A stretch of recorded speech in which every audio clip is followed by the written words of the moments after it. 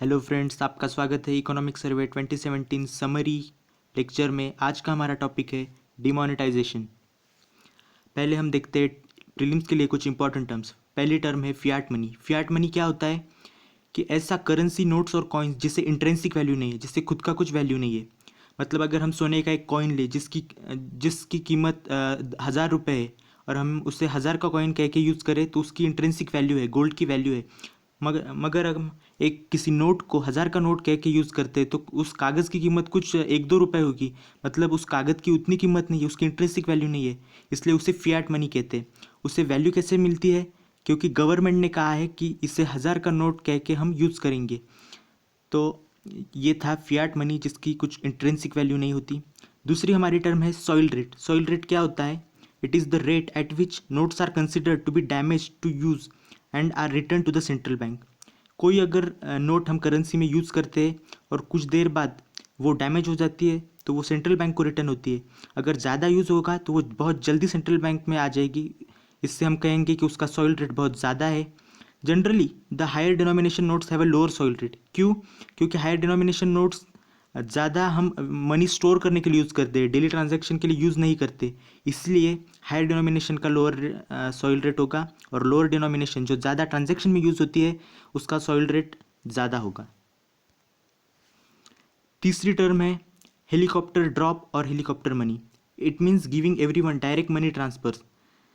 क्या होता है, अभी 2008 से रिसेशन चल रहा है तो वेस्टर्न जो इकोनॉमीज़ है उन्होंने अनकन्वेंशनल वे से इसे टैकल किया। वो है हेलीकॉप्टर ड्रॉप। मतलब इकोनॉमी में आप पैसा डाल दो, उस पैसे से क्या होगा, लोगों के पास पैसा आएगा तो उनकी परचेसिंग पावर बढ़ जाएगी। परचेसिंग पावर बढ़ जाएगी तो डिमांड बढ़ेगी और इकोनॉमी में जो रिसेशन है वो दूर होने में मदद होगी। तो इसी तरह हेलीकॉप्टर ड्रॉप इसे कहा गया है, जो एक बार ही पैसा इकोनॉमी में डाल देता है। It is used for increasing broader economic activity and pushing inflation back to central bank's target. मत मग इसका मतलब है अगर हम रिसेशन में इन्फ्लेशन कम हो जाता है, प्राइसेस कम हो जाती है तो ये हेलीकॉप्टर ड्रॉप क्या करेगा, इकोनॉमी में जान डाल देगा, ट्रांजैक्शन बढ़ाएगा, इकोनॉमिक एक्टिविटी बढ़ाएगा। और जो हम चैप्टर देखने जा रहे हैं डिमोनेटाइजेशन, इसे इकोनॉमिक सर्वे ने हेलीकॉप्टर हूवर कहा है। ये हेलीकॉप्टर ड्रॉप के बिल्कुल अपोजिट है। हेलीकॉप्टर ड्रॉप से हम इकोनॉमी में पैसा डालते हैं, हेलीकॉप्टर हूवर से मतलब डिमोनेटाइजेशन से हम इकोनॉमी से पैसा निकाल लेते हैं। तीसरी हमारी टर्म है informal economy. The informal economy is the part of an economy that is neither tax nor monitored by any form of government. मतलब ऐसी इकोनॉमी जो ना टैक्स की जाती है ना मॉनिटर की जाती है, और it is not considered while measuring GNP and GDP. मतलब example is street vendors in India. मतलब कोई रास्ते पे कुछ सामान बेच रहा है, ना वो फॉर्मल इकोनॉमी की जैसे मॉनिटर किया जाएगा, ना उसे कोई टैक्स देना पड़ेगा, ना उसे कोई अपना इनकम बताना पड़ेगा।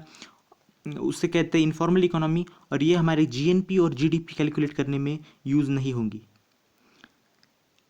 नेक्स्ट टर्म है negative interest rate policy. Negative interest rate policy means financial institution like bank will be penalized for keeping money. क्या करेंगे फाइनेंशियल इंस्टीट्यूशन? नॉर्मली क्या होता है, अगर हम बैंक में पैसे रखते हैं तो हमें उस पर कुछ इंटरेस्ट मिलता है। मतलब बैंक हमें प्रोत्साहित करते हैं बैंक में पैसा रखने के लिए। लेकिन नेगेटिव इंटरेस्ट रेट में क्या करेंगे बैंक, अगर हम बैंक में पैसा रखेंगे तो हमें पेनल्टी होगी।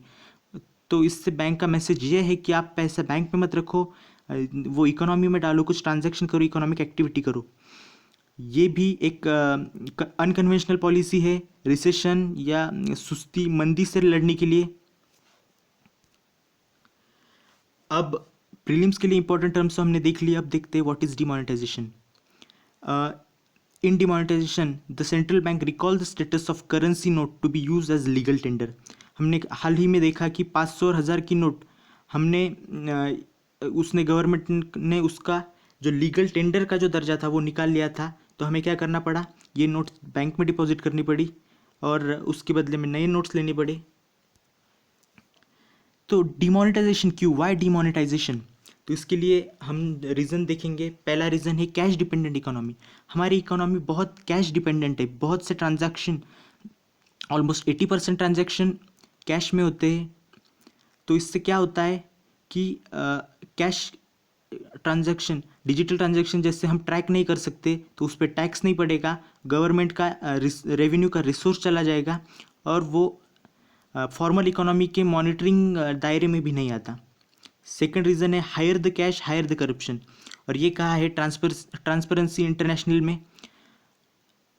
ज़्यादा कैश यूज़ हुआ मतलब वो फॉर्मल इकोनॉमी में नहीं आएगा और वो करप्शन को बढ़ावा देगा।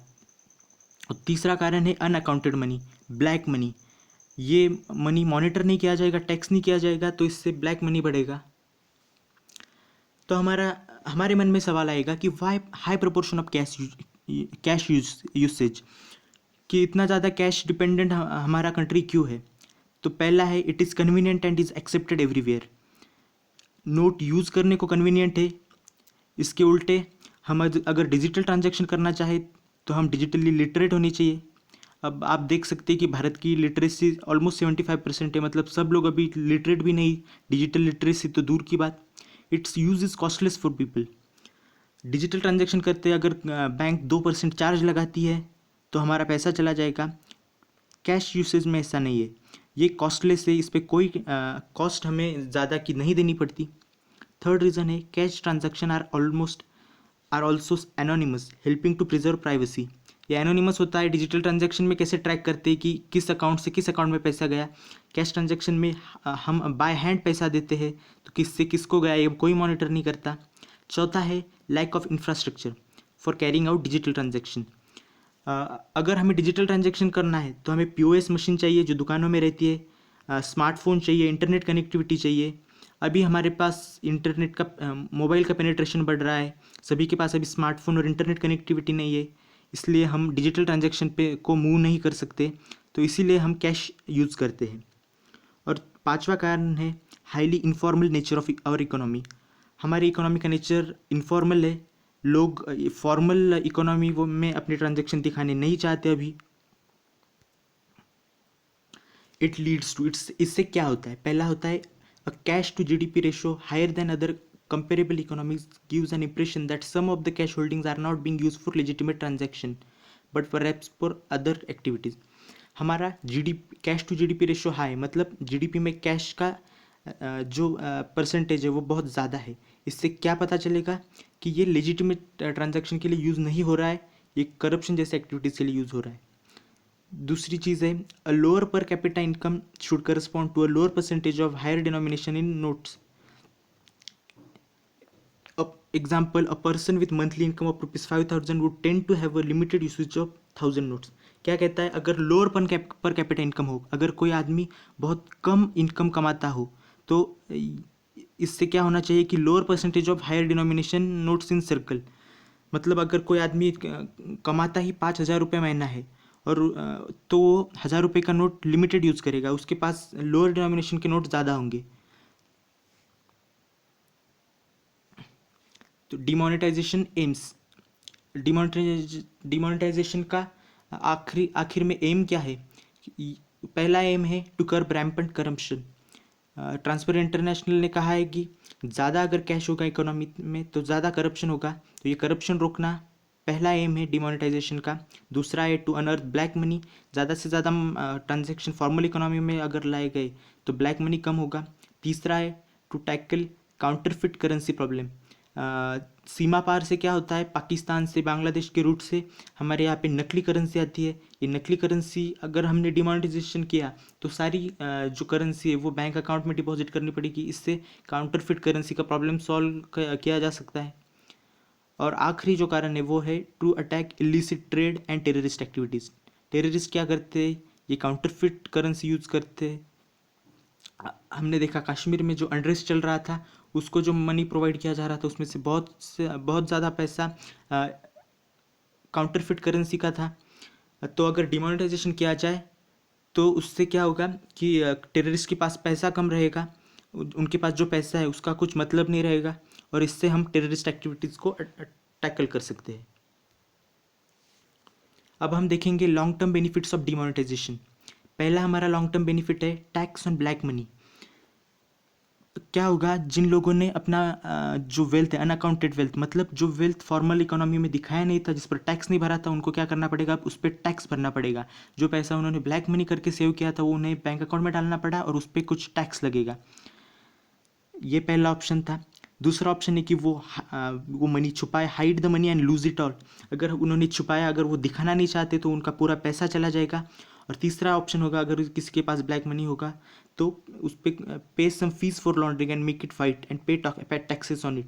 क्या करेंगे कि एक आदमी अगर 2-4 आदमियों को बोले कि आप मेरे लिए लाइन में खड़े हो जाएं, मेरे लिए करेंसी चेंज करके लाओ, तो उसको उसके लिए कुछ एक्स्ट्रा मनी देना पड़ेगा, उसको वाइट करना पड़ेगा, और वो अगर बैंक सिस्टम में लाता भी है तो उस पर टैक्स भरना पड़ेगा। तो पहला लॉन्ग टर्म बेनिफिट है, हम ब्लैक मनी पे टैक्स लगाएंगे डिमोनेटाइजेशन से। दूसरा है टैक्स कंप्लायंस। टैक्स कंप्लायंस क्या होता है कि हमें मेंटेलिटी बदलनी है लोगों की, इंड्यूसिंग बिहेवियरल चेंजेस। हमने क्या किया, अगर कोई टैक्स चुकाता है, ब्लैक मनी जिसके पास होता है, तो हमने उस पर मैसिव पेनल्टीज लगाई। सोशल कंडेमेनेशन भी होता है कि अरे देखो ये ब्लैक मनी रखता है। तो इससे क्या होगा कि इवेडर्स जो टैक्स नहीं देते थे, अनअकाउंटेड वेल्थ रखते थे, वो क्या करेंगे, they will decide to pay a moderate tax then facing a risk to pay heavy fines later. मैं बाद में अगर मैं पकड़ा गया तो हेवी फाइन्स देने की वजह मैं क्या करूँगा, अभी से ही थोड़ा थोड़ा मॉडरेट टैक्स देना शुरू करूँगा। ऐसे बिहेवियरल चेंज लाने का उद्देश्य है डिमोनेटाइजेशन का। अगला एम है, अगला बेनिफिट है डिमोनेटाइजेशन का, फॉर्मलाइजेशन ऑफ इकोनॉमी। अब क्या हो रहा है, लोगों ने जब डिमोनेटाइजेशन हुआ, डिजिटल ट्रांजैक्शन करना शुरू किया, shifting transaction out of cash economy and bringing them into the formal payment system. With larger denomination eliminated, households and firms have begun to shift from cash to electronic payment. तो एक digital payment को अगर हम बढ़ावा दें तो digital payment क्या करेगा, फॉर्मलाइजेशन ऑफ इकोनॉमी, वो हम मॉनिटर कर सकते हैं, उसे टैक्स करते हैं, ये बेनिफिट डिमोनेटाइजेशन से होगा। अब हम शॉर्ट टर्म इम्पैक्ट, जो कुछ शॉर्ट टर्म इम्पैक्ट होगा डिमोनेटाइजेशन का, वो देखेंगे। पहला है impact on cash and money, a temporary shortfall in cash in circulation. क्या हुआ डिमोनेटाइजेशन से, हमने बैंक में डिपॉजिट कर दिया मनी, और गवर्नमेंट ने तब तक ज़्यादा नया नोट प्रिंट नहीं किया था, उससे टेम्परेरी शॉर्टफॉल हुआ। Impacts businesses which depends on cash, जो इनफॉर्मल बिजनेस होते हैं जिनकी डिमांड ही कैश पर होती है, तो क्या हुआ कि अगर मालिक के पास ही पैसा नहीं होगा तो वो रोज़गार नहीं दे पाएगा, और जिनकी रोजी रोटी इनफॉर्मल रोज़गारों पे, कैश डिपेंडेंट रोज़गारों पे थी, उनको लॉस हुआ इससे। Impact on GDP, the adverse impact of demonetisation on economic activity and GDP growth will be transitional. One मतलब क्या होगा, जब तक ये कब तक इफेक्ट रहेगा जीडीपी पर, जीडीपी कब तक स्लो रहेगा, जब तक पूरी करेंसी हमारे इकोनॉमी में नहीं आ जाती। Once the cash supply is replenish which should be largely achieve by end of March 2017, economy should revert to normal. मतलब पूरे नए नोट्स आ गए, जितना नोट्स रिक्वायर्ड है उतने आ गए, तो क्या होगा, उससे जीडीपी पे ज़्यादा इफेक्ट नहीं पड़ेगा। पर जब तक नोट्स नहीं आती तब तक क्या होगा, रोज़गार नहीं मिलेंगे, लोग नया इकोनॉमिक एक्टिविटी नहीं करेंगे, और इससे इम्पैक्ट जीडीपी पर शॉर्ट टर्म के लिए होगा। तीसरा है अनसर्टेनिटी। अनसर्टेनिटी क्योंकि कंज्यूमर को क्या लगेगा कि अभी नहीं खरीदते, क्योंकि अभी अनसर्टन कंडीशन है, सरकार आगे क्या स्टेप लेगा ये भी पता नहीं है, तो इससे माइंडसेट चेंज हो जाता है कंज्यूमर का, और वो पोस्टपोन करते परचेसेस, जिससे जीडीपी इफेक्ट होता है, इकोनॉमिक एक्टिविटी नहीं हो पाती। और है इम्पैक्ट ऑन वेल्थ और supply side effect. Supply side effect कैसे, मतलब अगर कोई फार्मर है, उसको कैश क्रंच था डिमोनेटाइजेशन के टाइम, वो रबी सोइंग का टाइम था, और अगर उससे सोइंग कम हुआ, वो अगर पूरी तरह से फर्टिलाइजर्स इंसेक्टिसाइड्स दे नहीं पाया, उसका प्रोडक्शन कम हुआ, तो उससे सप्लाई साइड पर इफेक्ट पड़ेगा, मतलब मार्केट में सप्लाई कम होगा। एग्रीकल्चर जैसे सेक्टर में अगर डिमोनेटाइजेशन का हम इम्पैक्ट देखें तो दोस्तों ये था डिमोनेटाइजेशन पर एक शॉर्ट क्रिस्प लेक्चर। अगर आपको ये पसंद आया वीडियो तो लाइक कीजिए, शेयर कीजिए अपने दोस्तों के साथ, और मेरे चैनल को सब्सक्राइब कीजिए, कमेंट कीजिए आपकी क्वेरीज। Thank you.